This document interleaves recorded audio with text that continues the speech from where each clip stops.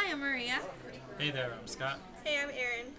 And our thesis is we aim to compare and contrast the house on Mango Street, our research and our interviews in order to better understand the realities behind the Latino population in the United States. In the end, our takings of this information will help us better understand our community and what people believe racism and ethnicity is in the United States. On with the show. Hope you enjoy. So many people still stereotype us. People still assume we are ignorant and work low-paying jobs. It's weird because I hear that I hear people call Hispanics lazy, and then I hear them be associated with super hard working and construction working 18-hour days and stuff like that to send remittance home. So they're conflicting stereotypes, but I hear both, and it's kind of become associated with both in my head.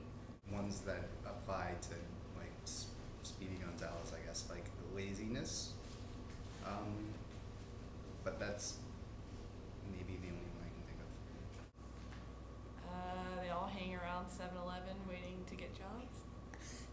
Growing up, I had a lot of people who didn't think I could speak English and thought I was stupid for being Hispanic. Unfortunately, we still have those that type of problem in the society.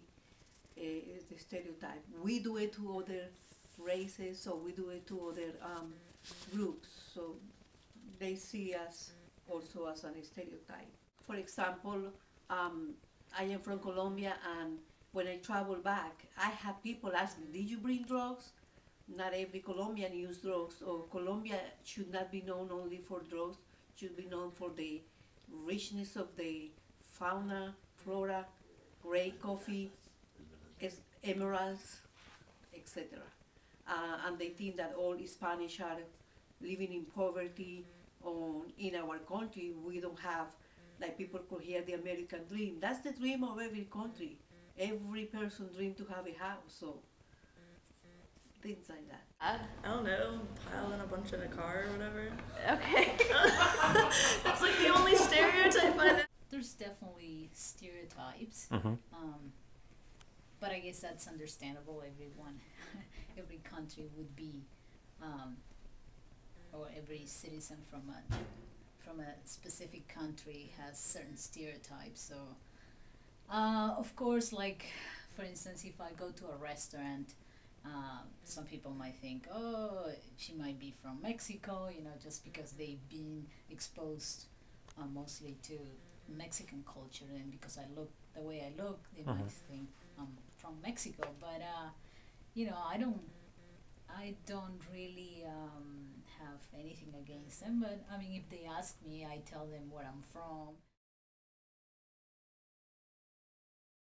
We are the Office of Multicultural Affairs of the City of Richmond, and we've been in existence for eight and a half years at the end of this year.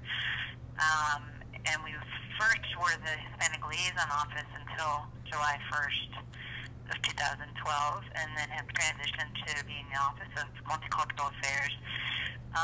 And we primarily provide information and referral to limited English speakers, still primarily Spanish speakers, but we're slowly expanding our services to speakers of other languages.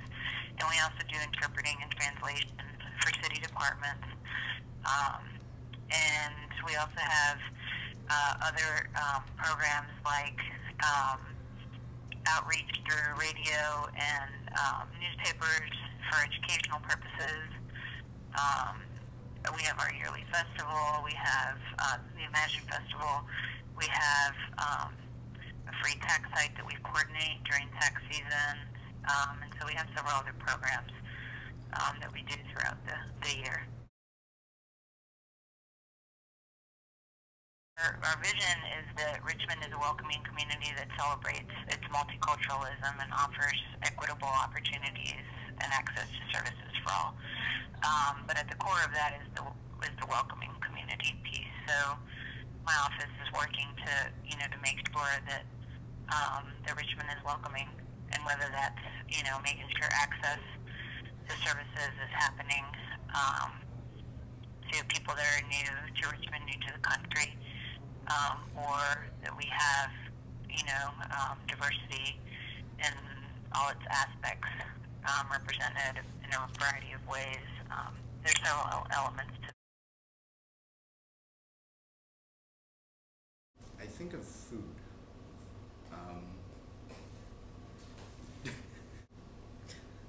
George Lopez. People from Latin America and upper South America.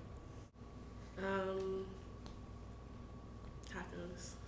So I think of the actual diversity of Latin and South America, the indigenous populations of the people with Spanish ancestry and various other ancestries.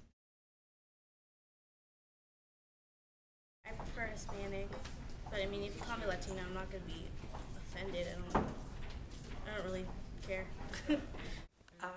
I hate the Latino, frankly. I would say it's Spanish, because we are all Spanish. Happen that I am from the country of Colombia, but it's another Spanish from Ecuador or Venezuela. We all is Spanish.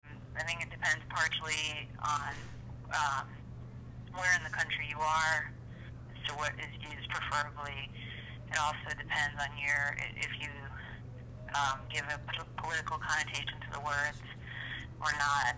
Most people still use them interchangeably, but some people have issues with the word Hispanic, and some people have issues with the word Latino. So I don't know if there's one best answer, but different people use them for different reasons. At the end of the day, though, if somebody is from a particular country, they're more than likely going to identify as being from that country versus being Hispanic or Latino. The official 2010 census numbers puts that at about 13,000 people, which is about 6% of the population. In Henrico, that number is a little over 12,000, which is about 5%, and then Chesterfield has the largest percentage, about 22,000 people, with that being about 8%.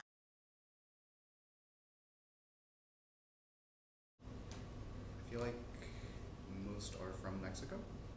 I would assume from all over. Probably Mexico. South America somewhere. Mexico. Most of the Latinos I'm around are my family, and they're all Cuban, and I know a lot of Dominican people, so I guess the island nations.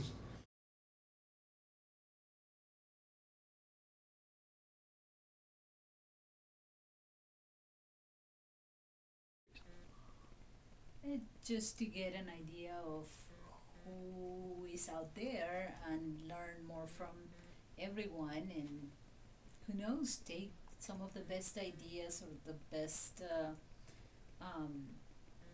things that in certain countries are being done at the moment, and learn from them, or we will learn from you guys. I think it's important. Nowadays we are in such a global society, so we need to know from everybody. I most want to express in my teaching is just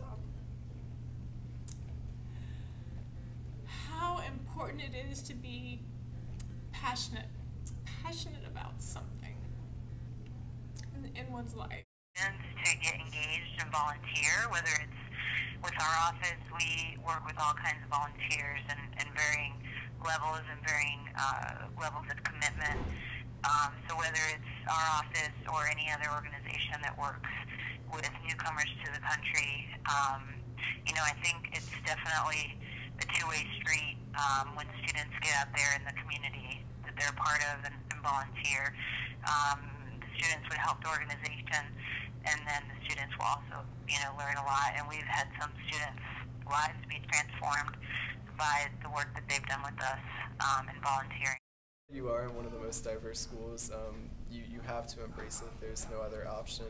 And diversity isn't just a matter of skin color or language diversity.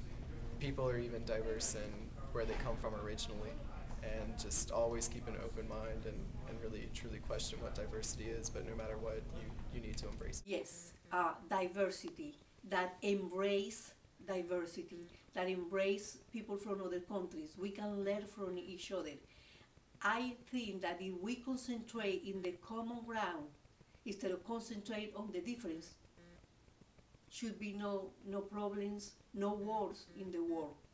You concentrate in the common ground, because at the end we're all the same. At the end of the day, we all want to have a family, we all want to finish school, to buy a house, to all those things. It's the dream of the white person, Spanish person, African American. So that's it. And we can do it, especially the young people. Young people don't see those differences as much as the adults. So embrace another culture, embrace diversity, and try to learn another language too, because it's an advantage, a privilege to have both the good morning and the buenos dias, the coffee and the cafe. The very purpose and definition of a liberal arts education is to expand one's mind and one's experience beyond the world in which we grow up. And there is nothing that challenges our ways of thinking more than getting to know people from other worlds, other countries, people with their own language and their own ways of looking at the world. I think there are few experiences more enriching than taking oneself out of one's comfort zone and really trying to walk in the steps of another. But certainly the Office of Multicultural Affairs, I think for many students, they provide the doorway through which one can walk to start that process of engaging with the world around them.